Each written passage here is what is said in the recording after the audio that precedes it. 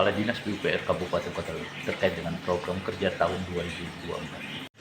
Kita ini sudah memasuki di bulan 4 ya, yang mana setiap program kegiatan di tahun anggaran sudah mulai berjalan, terutama kita tahun 2024.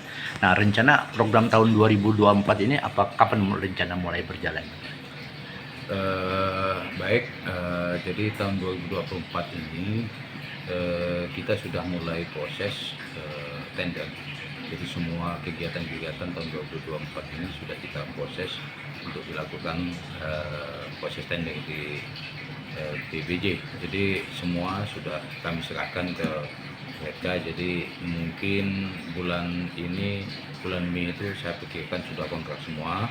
Jadi semua kegiatan sudah bisa mulai pada akhir Mei atau pertengahan Mei. Memang sebagian sudah ada yang mulai untuk kegiatan-kegiatan yang strategis, itu sudah kita sebagian sudah ada yang mulai.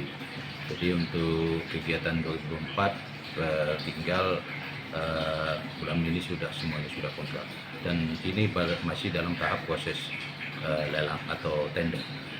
Nah, kalau kita melihat dari kegiatan yang ada di Kobar ini, yang menjadi prioritas khusus di Dinas PUPR, apa yang menjadi prioritas kegiatan? Yang jadi prioritas yang pertama adalah kita menyelesaikan pembangunan gedung, infrastruktur gedung, terutama bangunan sport center dan bangunan tanah lumpang. Di samping juga kita menyelesaikan lanjutan kegiatan pembangunan infrastruktur jalan, dengan jalan-jalan yang menghubungkan antara desa maupun kecamatan, kita kecamatan maupun antar desa. Nah, itu yang kita fokus untuk penyelesaian, diusahakan penyelesaian tahun 2024 ini, terutama daerah-daerah yang memang mengalami terisolasian, baik itu daerah-daerah pinggiran, pantai, dan daerah-daerah yang menuju perkebunan. Nah, ini yang kita dorong untuk bisa kita selesaikan melalui dana APBN maupun pusat maupun dana-dana APBD. Ini kita coba untuk kita teruskan untuk kembangkan untuk infrastruktur jalan ini, terutama yang menghubungkan desa kota. Di samping bangunan yang jadi ikon di Kobar, nah ini yang kita tuntaskan pada tahun ini sesuai dengan arahan pimpinan pemerintah daerah.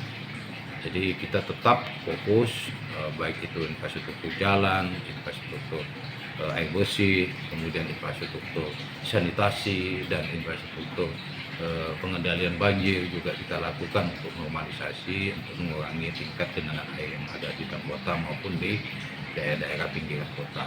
Nah, ini yang harus kita lakukan untuk mempercepat kegiatan tersebut sehingga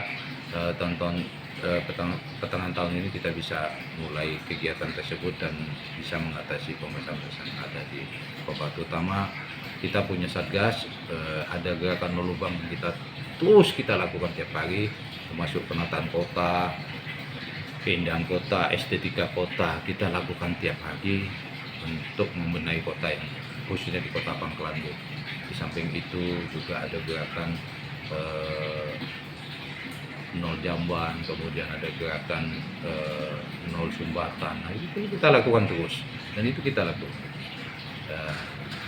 Mana-mana titik-titik yang mengalami sumbatan kita lakukan terus. Kita punya satgas, baik untuk pengendalian banjir juga ada gerakan untuk normalisasi sungai, kita lakukan terus, baik itu secara manual maupun menggunakan alat. Ini kita lakukan terus. Dan sampai saat ini sudah ada ribuan kilo yang sudah ditangani oleh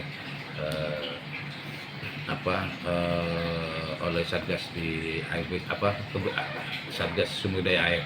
Jadi ini sudah kita lakukan kurang lebih sampai saat ini kurang lebih sekitar 32 kilo yang sudah kita lakukan normalisasi sungai menggunakan alat, baik menggunakan alat maupun menggunakan tenaga manusia manual, sehingga banyak saluran atau sungai yang terkendala oleh rumput atau rumput-rumput tinggi yang melintangi sungai, sehingga harusan air tidak mengalir secepatnya. Oleh itu makanya dinormalisasi, dibersihkan, didalamkan lagi sehingga air bisa mengalir. Nah, itu yang kita lakukan sampai saat ini. Mudah-mudahan ini bisa mengatasi seminimal mungkin untuk pengendalian banjir. Nah itu salah satunya. Kemudian di bidang tata ruang kita sudah mencoba untuk membuat aplikasi Simba. Jadi kemarin sudah kita ekspos dan alhamdulillah sudah didapat. Dan itu bisa dimiliki oleh masyarakat. Aplikasi itu bisa di-download semuanya di masyarakat untuk mengetahui informasi awal terhadap penggunaan lahan. Jadi kalau misalnya masyarakat atau pengusaha atau masyarakat mau membangun, itu sudah bisa kita lihat. Oh ini boleh, ini tidak boleh, ini boleh. Ini kawasan jalur hijau. Nah itu bisa kita lihat untuk informasi awal. Sehingga nanti pada saat dia mengajukan izin, itu sudah dia tahu. Oh ini nggak boleh ya, berarti nggak boleh kan? Gitu kalau itu masuk di luar rencana tata ruang wilayah, di luar rencana detail tata ruang wilayah, rencana detail tata ruang kota. Ini yang perlu diinikan. Jadi bisa dilihat tuh gimana, bisa diakses semuanya. Nah, itu yang kita inikan. Dan kalau kita bicara tadi Bapak menyampaikan ada beberapa satgas ini, apakah satu satgas saja atau beberapa satgas?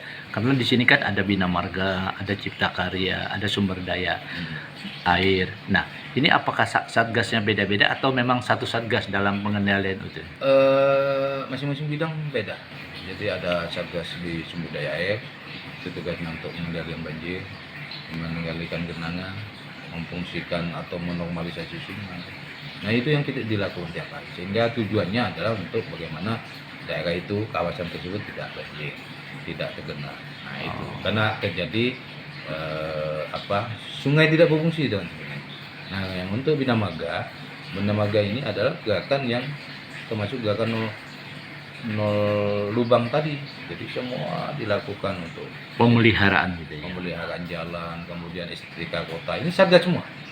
Estetika kota, pengecetan, pangson supaya indah kota ini itu satgas Bina Marga. Semua yang lubang, yang trotoar, yang ini semua Bina Marga. Itu satgasnya Bina Marga. Terutama untuk gerakan nol lubang. Kalau ini ketua Satgas Sumber Daya Air siapa, Pak? Kalau ketua surgasnya ya ini koordinatornya Pak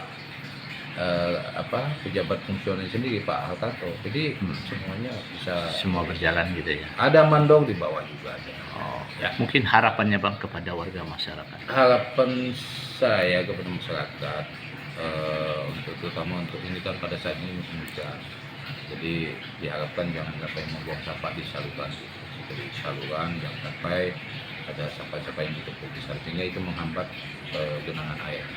Sehingga pada saat musim hujan, nah ini yang mengganggu, sehingga terjadi genangan yang agak lambat mengalir ke saluran. Oleh karena itu mohon partisipasi masyarakat untuk ikut menjaga lingkungan dan ikut memelihara lingkungan dan untuk menjaga estetika kota kita bangun oleh pemerintah daerah. Oke. Demikian wawancara kami kepada Kepala Dinas PUPR terkait dengan program tahun 2024.